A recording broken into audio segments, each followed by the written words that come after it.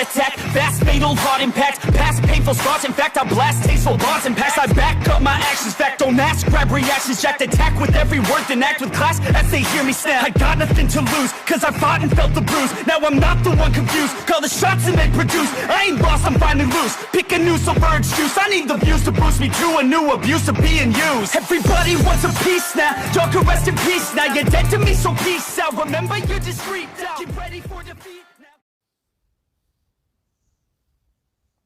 Alrighty. Hello everybody. This is Kirusho here, and now, before we do continue, let me give a brief little review. In the last part, Deku and the people he is with, the organization, they kidnapped somebody. Deku, Koya, Boomin, and Yu. They went on an assignment to find their target in a city. Once they found him, they brought them back to the organization, where Deku, he saw the interrogation, and he then saw somebody just kill the man right in front of him. And Deku, he didn't know how to process this. I mean, he's never dealt with death in his life. The nearest thing he's had close to death was his encounter with the Tox, the tiger, fox hybrid animal that scarred his right arm. Now, Deku, yeah, he tried to turn to Koya about this. He's never dealt with something so gut-wrenching. And Koya, yeah, she tried to tell Deku very plainly, or at least in a very careful set of words, that she is not the right person to advise the Avatar on anything. She let him down easy. Deku, he is the Avatar. If there is anything, he's good. He'll find the right thing to do, the right way to process this. And he'll find out where to draw the line. The Avatar ultimately does what is right to rebalance everything in the end. So if Deku, he decides that this is too far over the line, then that's just it. They've gone too far.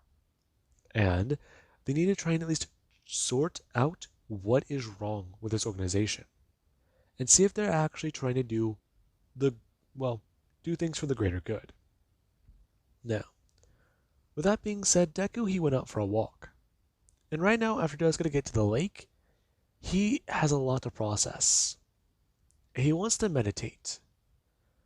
However, if he tries to meditate out here in the open, an animal might come up to him. And that's not something he really does want to do. He might go unfocused. And right now, he needs all the focus he can. Now, Deku would look out onto the water, as he does see a tiny island out in the distance. And Deku, he does go to directly walk towards the water, him getting to the edge of it and thinking about what to do. As he does decide one simple thing. He can go out there. There's nobody around. As far as he knows, everyone else is back over at the base.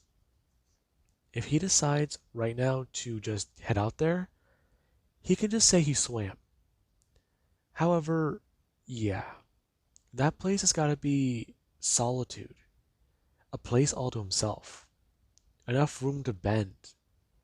Maybe he could do some firebending to release some aggression. Or even just try doing airbending.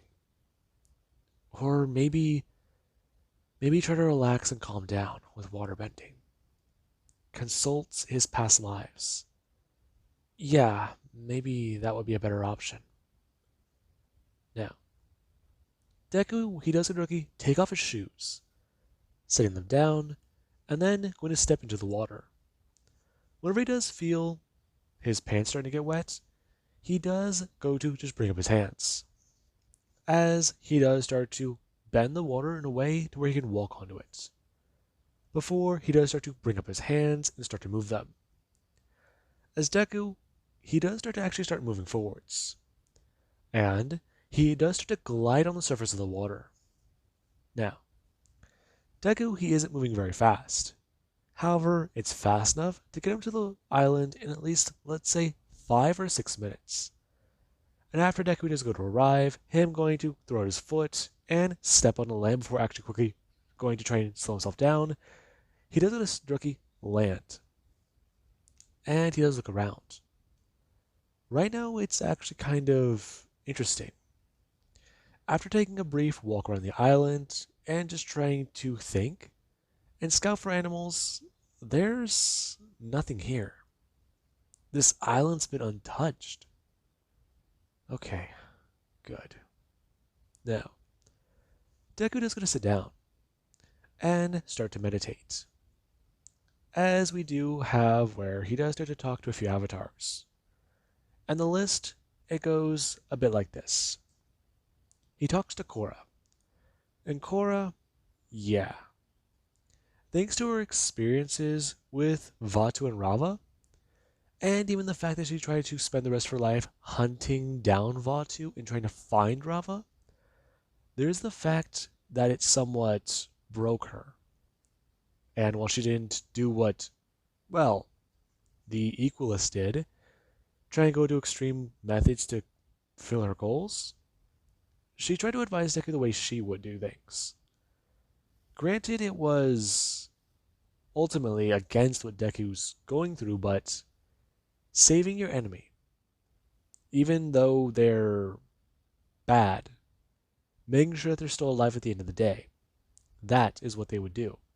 Deku, he's somewhat confused by this, and Korra, she will go to elaborate. She is a person. The Avatar is a human. And they are not immune to human emotions. Granted, well, her enemies, they were bad, and she means bad, then there were some she considered not saving. However, she would feel too much regret if she didn't try. Now, Deku's confused by this. And there actually is where Korra, she does get to somewhat disappear. As Avatar Aang, he does sit down directly in front of Deku. Him somewhere around Deku's age. And Deku, he does go to somewhat talk to Avatar Aang. And Aang, he does start to speak. Trying to express that the way nomads were, or air nomads, are raised and taught, was not in the ways of combat.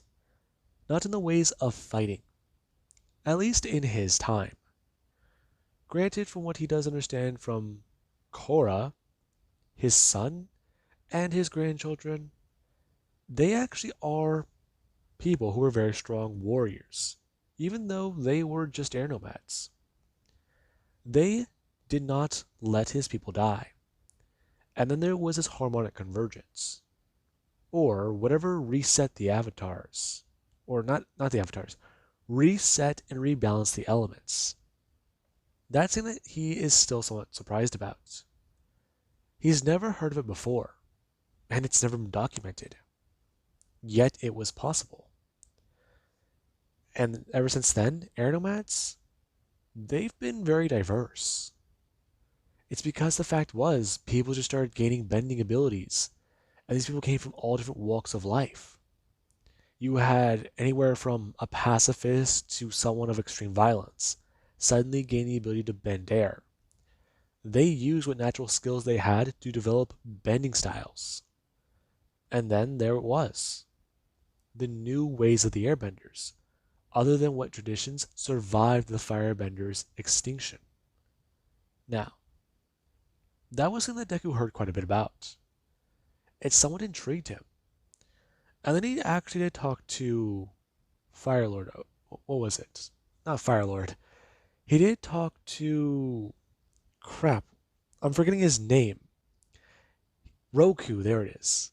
Now, Deku, he would talk to Roku. And Roku, he's actually somebody that Deku, he does hear a bit more from.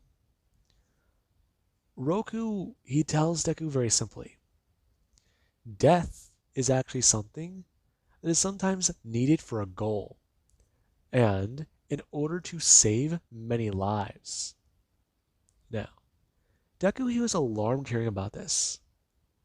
And that was whenever Deku heard from Roku something very simple. Had he killed the Fire Lord in his time, the Air Nomads, they would not have suffered heavy casualties later on in Avatar Aang's generation. Had he stopped the start of a 100-year war, countless people would still be alive. And the world would not somewhat still be feeling the effects of it. No matter how far back it was, the fact is, it happened. There is no erasing that from history. People still think about it. It's not something that's so simply overlooked. The 100-year war, it divided a lot of the world. And it just left people stranded in different places. Some people didn't even know it ended for years after Aang's time.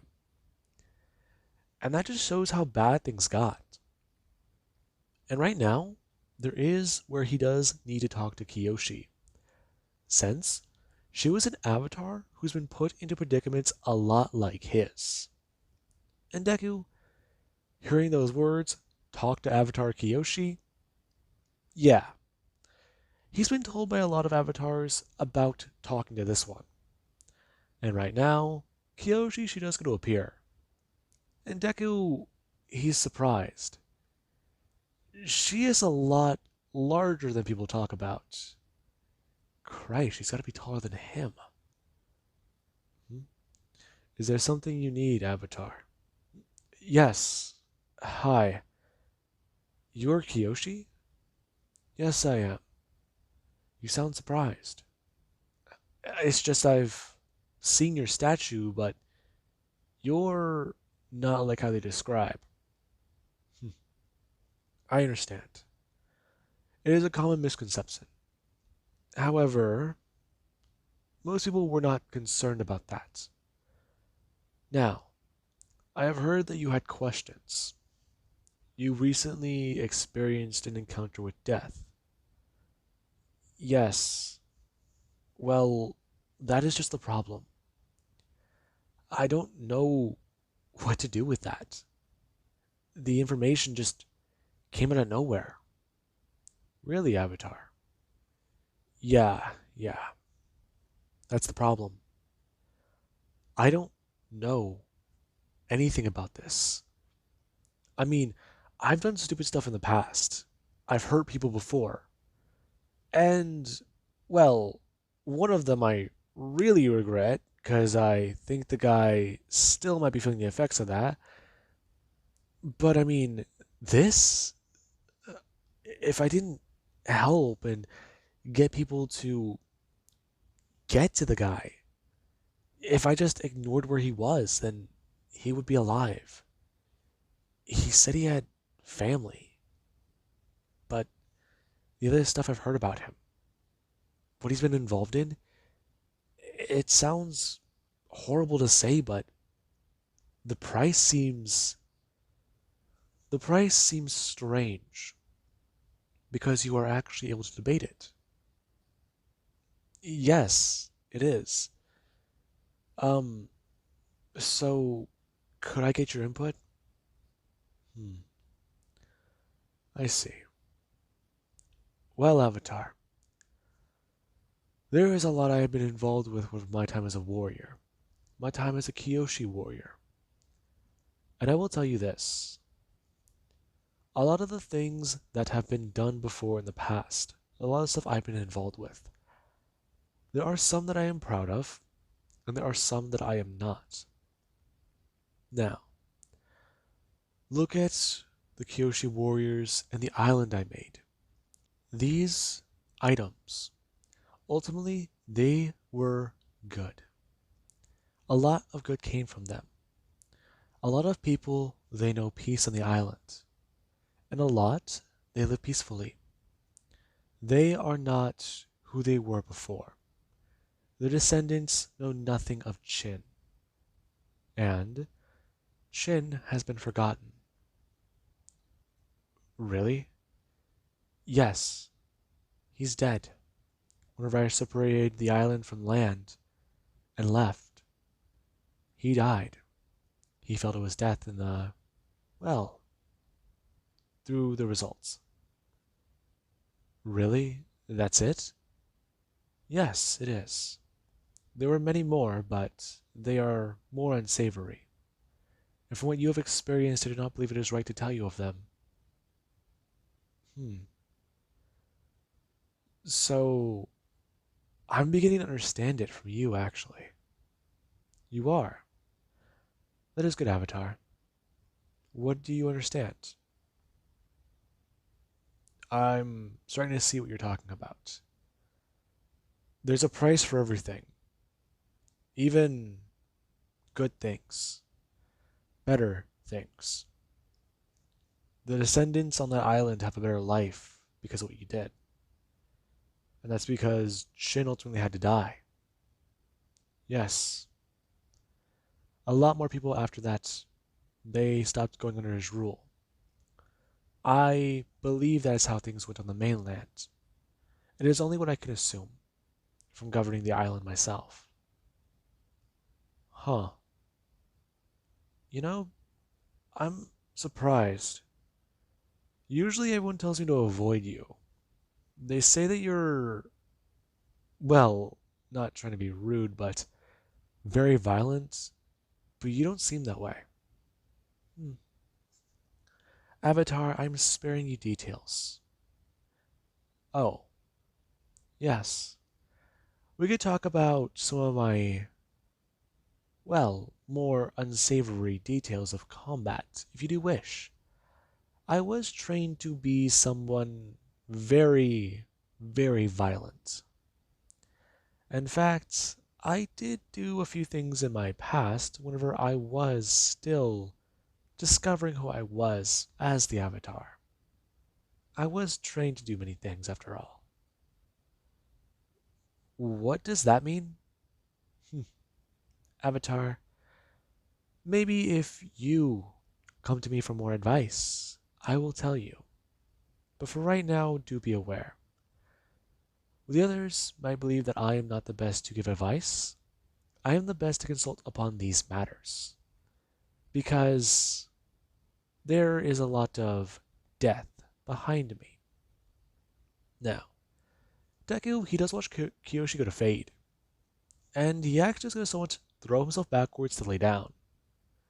Huh. Okay. That is, that's a lot.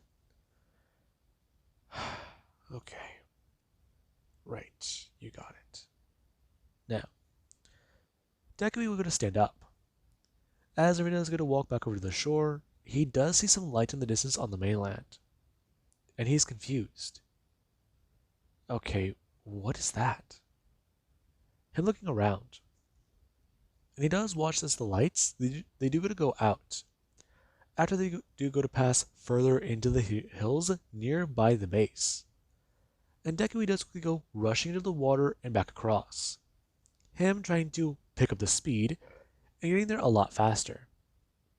Deku almost throwing himself 50 feet onto land, or at least 20 or 30, whenever he got there, since he didn't really pay attention to slow himself down. Now, Deku went into the woods after those lights, since he thinks that something is happening nearby the base. And right now, he either needs to stop it or see what people are doing. And Deku, after following some of the lights, he does somewhat still see, since they are just moving around a lot, he does see a lot. He eventually comes to a cave, where there are people who they seem to be out here at night with traps and cages. And this does surprise him. He's not sure what to say here. Okay, this isn't good. Now, Deku, he's hiding behind a very big tree. And he does decide to sit down for a second and leave his body. Whenever he does so, he's going to fly over and see what's going on. Him listening to a few of the conversations and discovering very quickly what's happening. These people, they are poachers. And they're trying to take a few of the animals in the area, since they've already gotten a few large ones and a lot of the smaller ones. But right now, what they need is a rare creature. And Deku, he's confused. Now, there is actually where Deku, he does hear a few things happen. There's a loud scream throughout the entire forest. And the men, they do go to get their guns and get ready. As some of them, they do get ready to use some of their quirks. Now, Deku just watches these men, they all are prepared. As after a few minutes, a few things happen. The men would return with some creatures, and one of them will return with some pretty bad wounds. As when that does actually happen, Deku, he actually does going to return to his body. Him going to bring his hands up and think, okay, these guys are bad. Knock him out, take him down. Okay. Earthbending's the best here. So let's get ready. Now, Deku, he actually would go to start. Him creating a hole in the ground and jumping inside. As we do actually have underneath the bandit camp. Now, Deku, he does start to make quick work of these people. Right now what he does is he shakes the ground up pretty well. And then he does try to focus his metal bending into a certain area. And he does get to directly jump out of the ground and bring up his hands. Him pulling a lot of metal stuff together as guns do come flying upwards into the air. And the people who do go to see this, they're caught off guard. Since some of their equipment, it currently gets put together into a metal ball and crushed. Now, the people who do still have some weapons on them, they're taken down very quickly. All Deku really has to do is turn their direction and bend. And that's just about it. Either bend the ground, create a wall to protect himself from projectiles, or even another person's quirk, or, well, just be careful. Now, after Deku does take these guys out with a moderate amount of difficulty, there is where Deku, he does try to set some of the animals free. And Deku, after setting a few of them free, he does look around, as there's actually an animal that they have brought back in. And whenever Deku is going to walk over to the cage, he's going to bend down and see it, as it's a very tiny Tox. I'm going to open the cage, and the moment he does, this thing is going to somewhat just shake, and Deku is going to bring his hand up. Hey, it's all right. Okay? Hey, I'm a friend. Now, the thing is somewhat going to somewhat lean forwards and sniff Deku's hand. It's scared. Huh. Okay. Where's your mom, little guy? Now, Deku, he does go to somewhat look around. As the thing does somewhat go to come out and follow him, he does just go to pick it up. And the thing, it does somewhat shake a bit, but Deku, he does go to somewhat pet it, telling it that it's alright. Now, Deku, he sees that the cage, it's one of a few. Some of the ones they brought back. Okay, so what to do here? Him looking around. And he does actually see something that somewhat does unsettle him. There's a pelt over there. And it's large. Oh god. Now, Deku, he does just go to walk back to camp. And whenever he does so, carrying this creature, a few people are very confused. Since, hey, I went on a nature walk. Did you get anything good out of it? I brought this back. Yeah. Some people think that that's exactly what happened. And Deku, he would explain. As whenever other benders do go out there to see what's going on, there is a few simple little facts. These men, they are out of commission. And some people, they're surprised. The Avatar took these guys down pretty well. I mean, look at their weapons, all the stuff that's happened over here. It's, well, good. And then there's actually Deku. He does speak to somebody in charge who knows he's the Avatar. And he does talk about what to do with this creature, since it really doesn't have a home left to go to. And the man, he would try to at least tell Deku a few things about it. These creatures here, I'm going to bring his hand up and scratch it behind the ear, talking about how they can be very ferocious. However, if trained properly, they are very loyal. Maybe just take care of it. Or if they can organize something. It would take some time anyways, so he'd get stuck with it for at least a while. However, if he does want to, he can keep it. Has he ever dealt with a pet? An animal before? No, I haven't. In fact, I wasn't really allowed to keep pets. Hmm. Well then, this will be a new experience. Well, they're friendly sometimes, and on occasion, they actually do play a lot. The ones in captivity, they're a strange bunch. In fact, well, I'd say just train this little guy to be friendly, and that's all you'd have to worry about. Other than that, I'd be worried about the claws, especially whenever you're dealing with these types of creatures. Cut right through stone. I couldn't imagine what happens to your couch. Right. Now, Deku would take the creature, or the Tox as I just call it, since I can't really think of a better name, over to a few people. And after at least getting it, you know, accustomed to being around people for a minute, it does want to freak out a bit. It's shy and skittish, but right now it does just try to stay around Deku. And a few people are going to notice that. The thing doesn't want to leave Deku's side. And right now, he can't blame it. And Deku, after feeding this creature, and at least going to take it back to his room, he does try to figure out what to do. As right now, he does just go to sit down in his bed, and gonna try and think. He's got a lot to do. Okay.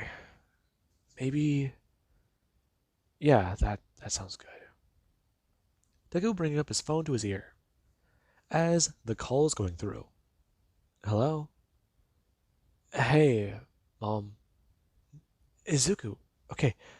Oh my god. Are you okay? How is everything? Oh my god. Do you need help getting to an airport? Do you need anyone to help you with anything? How are you? Are you eating properly? Mom, okay. Stop. Sorry, Izuku. It's been a while. Are you doing well? I'm doing fine. Just, I had a bit of a rough day. I dealt with a few things. Izuku, are you ready to come home? No, Mom, no. I'm not. Listen, it's just that I'm not sure. I've learned a lot over here, just being by myself for these last couple of months. Really? Are you sure? Because this is the longest you've ever been away from us. Yeah, yeah, about that. I I can waterbend now. Excuse me? Mom, don't freak out. I know. Izuku, that's huge. Oh my god. Um, Congratulations. Thanks. Uh, how's Dad doing? Your father's busy with work, as always. Are you alright, Izuku? No, I'm not, but that's besides the point. I just wanted to talk, see how you're doing. Now, the creature that's in Deku's room, it was under his bed. However, right now, it does somewhat try to get a bit more accustomed to this place. It was hiding under Deku's bed because it was dark and safe. It knew where everything was, and right after crawling out, it was going to look around. Deku so I'm going to look down towards it and smile. The creature attempting to climb up Deku's bed, and at least cutting into, with its tiny claws, a bit of his bed sheets. Now, Deku just watched the creature climb up and onto the bed. It running over to him, as it is going to directly lay down into Deku's lap. However, it does just still keep eye contact with Deku. And Deku, he does won't smile, as he does talk to his mother. And right now, Deku, he believes he has a good idea as to what to do. He's got it. He's the Avatar, and he will do what is right to help this world. Now, with that being said, I hope you guys enjoyed, and have an amazing day, and I'll catch you guys in the next part. And Deku, he finally got his spiritual creature, like every Avatar does. Now I have to name it.